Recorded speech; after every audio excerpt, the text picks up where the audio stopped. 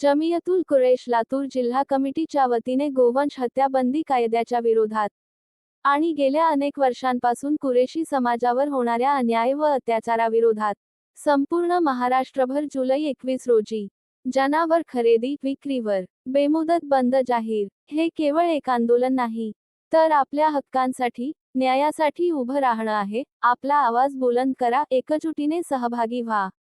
मीनजाहिब, जमियतुल कुरैश शहर कमिटी, लातूर. देज न्यूज मराठी प्रतिनिधी अखिल शेख, लातूर.